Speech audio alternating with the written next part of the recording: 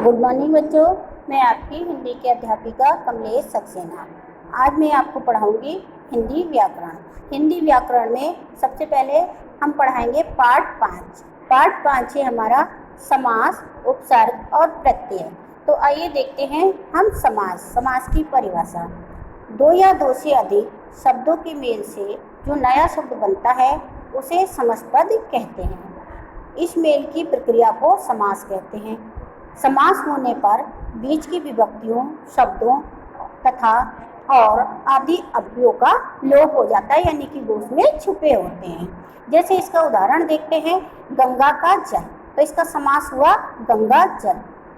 समास का तात्पर्य क्या है? संक्षिप्तीकरण, यानी कि उसका छोटा कर देना। अब इसमें है उसे समस्तपद कहते हैं। तो ये समस्तपद क्या होता है? जब समास करने के बाद जो शब्द बनता है, जब हम समास करते हैं उसके बाद जो शब्द बनता है उसे समस्तपद या सामासिक पद कहते हैं।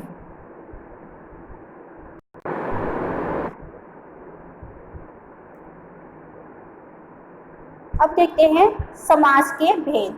तो समास के कितने भेद होते हैं? समास के 6 भेद होते हैं।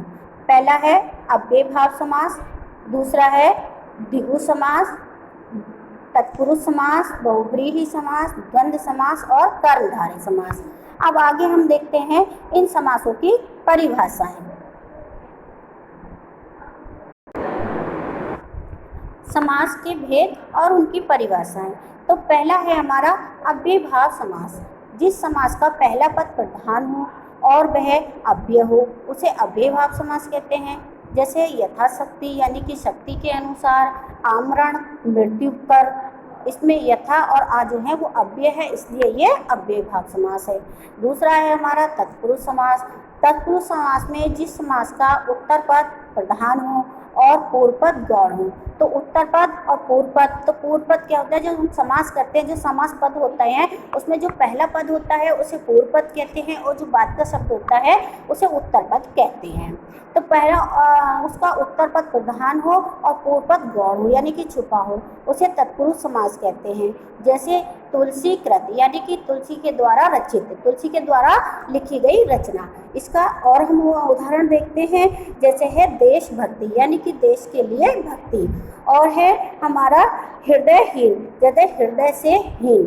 तो इसमें तत्पुरुष समास में क्या होता है? जो कारक होते हैं उनकी विभक्तियों का लोप होता है, यानी कि वो उसमें छुपी होती हैं। अगला हम देखते हैं समास है हमारा द्वंद्व समास।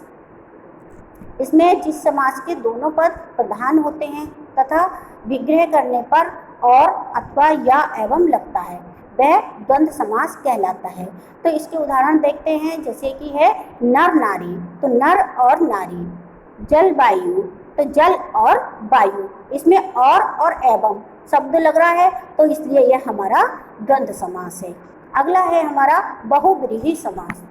जिस समास के दोनों पद अप्रधान हो और समस्त पद के अर्थ के अतिरिक्त कोई सांकेतिक अर्थ प्रधान हो वह उसे बहुव्रीहि समास कहते हैं, यानी कि इसका कोई भी पद प्रधान नहीं होता और इन दोनों पदों से बनकर जो हमारा तीसरा कोई पद बनता है वह प्रधान होता है, उसे हम बहुव्रीहि समास कहते हैं। जैसे इसके उदाहरण देखते हैं। उदाहरण है जैसे इसका लंबोदर, यानी कि लंबा है उदर, तो जिसका तो लंबा है उदर, ना तो लंबा प्रधान है और ना उदर। उदर माने होता है पेट, तो ना तो पेट प्रधान है और ना इसमें लंबा प्रधान है। तो इसका तीसरा पद कहते हैं अर्थात गणेश, यानी कि गणेश जी।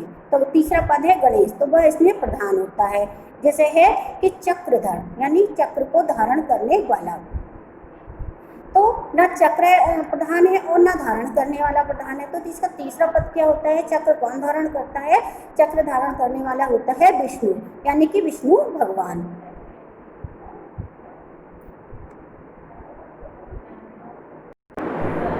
अब हमारा अगला है कर्मधारय समास। कर्मधारय समास में जिस समास का उत्तर पद प्रधान हो और पूर्व पद व उत्तर पद में विशेषण, विशेष्य अथवा उपमेय और उपमान का संबंध हो वह कर्मधारय समास कहलाता है। तो देखते हैं इसके उदाहरण, जैसे देह लता, तो देह रूपी लता, तो इसमें क्या है? विशेषता बताई गई। देह यानी कि शरीर और रूपी लता, शरीर के रूपी लता, शरीर के समान लता। तो इसमें देह यानी कि शरीर की लता से विशेषण और विशेष इसकी विशेषता बताई गई है।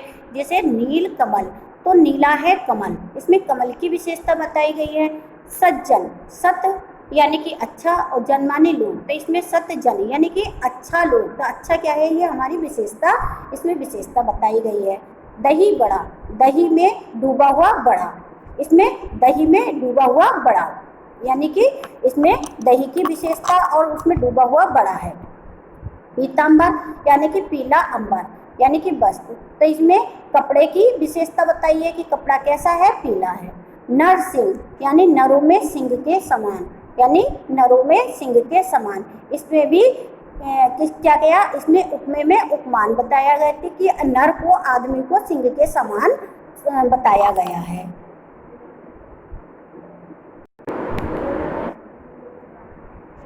अगला आया हमारा द्विगु समास। द्विगु समास में क्या है, जिस समास का पूर्व पद संख्यावाचक विशेषण हो उसे द्विगु समास कहते हैं।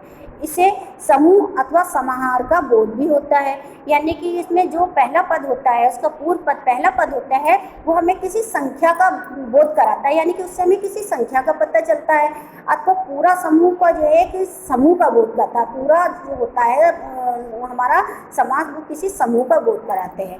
जैसे कि इसके उदाहरण देखते हैं, त्रिलोक, तो समास विक्रिया करेंगे क्या होगा, तीनों लोगों का समाहार, तो इसमें तीन क्या है, ये हमें संख्यावाचक बता रहा है, यानी कि तीन लोगों का समाहार, तो ये हमें संख्यावाचक शब्द बता रहा है। नवग्रह, 9 ग्रहों का समूह, तो 9 क्या है, इसमें 9 संख्यावाचक बता रहा है। नवरात्र, नव भी इसमें 9 रात्रियों का समूह, ये 9 रात्रियों का समूह, यानी कि 9 गिनती आई, संख्या आई।